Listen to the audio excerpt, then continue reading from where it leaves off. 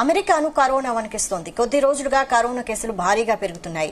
July నుంచి September మధ్య అమెరికాలో సమ్మర్ సీజన్.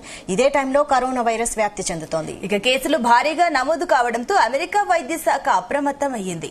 అమెరికాలోని 25 రాష్ట్రాల్లో కరోనా కల్లోలం ఉన్నట్లు నివేదికలు స్పష్టం చేస్తున్నాయి. ఫ్లోరిడా, టెక్సాస్, కాలిఫోర్నియా, ఒహియో వంటి రాష్ట్రాలలో కరోనా వైరస్ వ్యాప్తి ఉందని, కేసుల సంఖ్య రోజురోజుకు భారీగా పెరుగుతున్నట్లు centers for disease control and prevention వెల్లడించింది.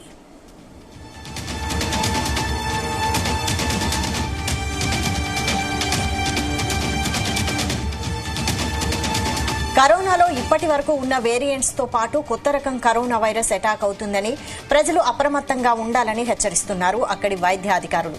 ఈ వైరస్ అటాక్ అయిన వ్యక్తుల్లో గొంతు నొప్పి అధికంగా ఉంటుందని, గుండె బరువుగా ఉంటుందని, ఇలాంటి లక్షణాలు కనిపిస్తే కరోనా పరీక్షలు చేయించుకోవాలని సూచిస్తున్నారు. దీనికి సంబంధించి full updates chief news coordinator Radhakrishna అందిస్తారు. రాధాకృష్ణ. Good afternoon Vaishali. అమెరికాలో మరొకసారి కరోనా విజృంభిస్తోంది. మొత్తం దేశవ్యాప్తంగా ఉన్న 25 రాష్ట్రాల్లో కూడా కరోనా తాజా వేరియంట్ పెద్ద ఎత్తున స్ప్రెడ్ అవుతున్నట్టుగా తెలుస్తోంది.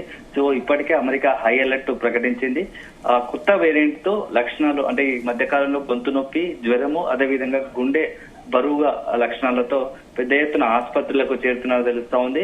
సో ఈ నేపథ్యంలో అక్కడ మొత్తంగా కూడా హై అలర్ట్ ప్రకటించారు. వెంటనే వైద్య పరీక్షలు నిర్వహిస్తున్నారు. కరోనా అనుమానితులను గుర్తించి ట్రేస్ చేసి వాళ్ళకు కూడా యొక్క వైద్య పరీక్షలు నిర్వహిస్తున్నారు. టెస్టులు చేస్తా ఉన్నారు కరోనా టెస్ట్ సంబంధించి. సో దీంతో అక్కడ కొంత ఎక్కడైతే ఫ్లోరిడా ఎక్కువగా ఉన్నట్టు తెలుస్తా ఉంది. దీంతో పాటుగా 25 రాష్ట్రాలు ఉన్నప్పటికీ ఫ్లోరిడాలో దీని ఎఫెక్ట్ ఎక్కువగా ఉంది.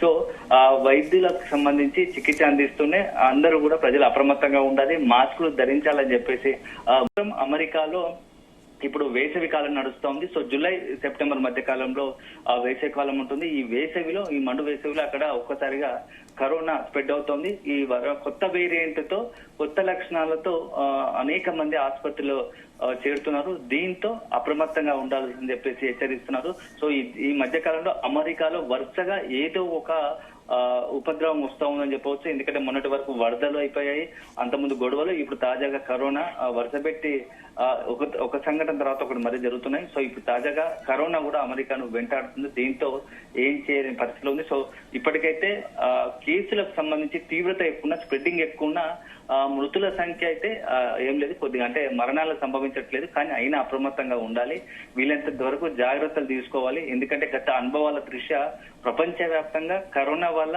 ఎంత నష్టం జరిగింది, ఎంత అల్లకల్లోలం జరిగింది అనేది అందరి కళ్ళ ముందు కనబడుతున్న విషయం. సో దీంతో అప్రమత్తంగా ఉండాలి.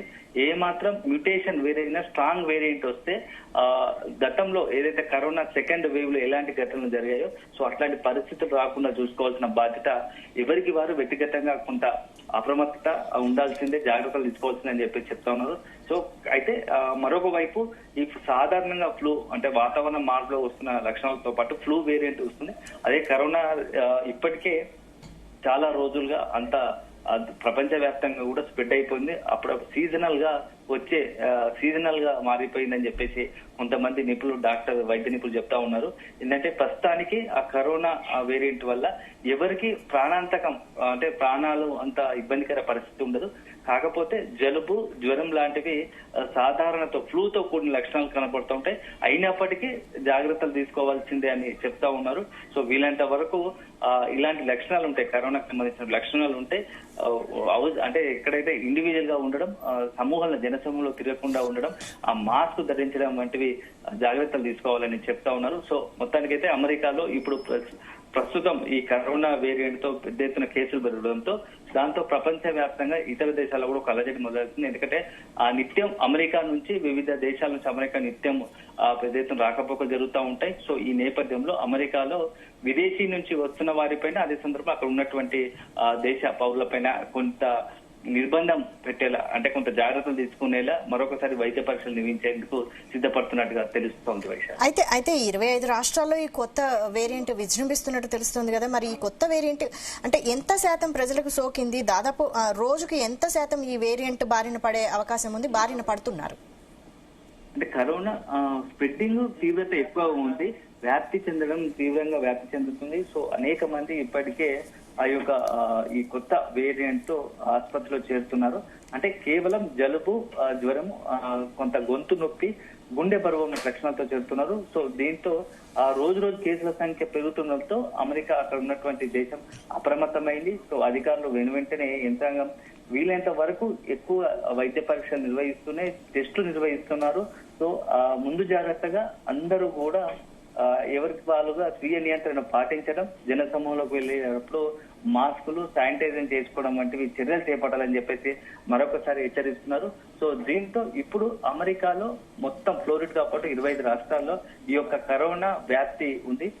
రోజు రోజు కేసుల సంఖ్య పెరుగుతోంది. సో భవిష్యత్తులో మరింత తీవ్రత ఉంటుంది కాబట్టి కొత్త వేరియంట్ ఏదైనా మ్యూటేట్ కాకముందే జాగ్రత్తలు పాటిస్తే బాగుంటుందని చెప్పేసి అక్కడ హెచ్చరికలు జారీ చేస్తారు.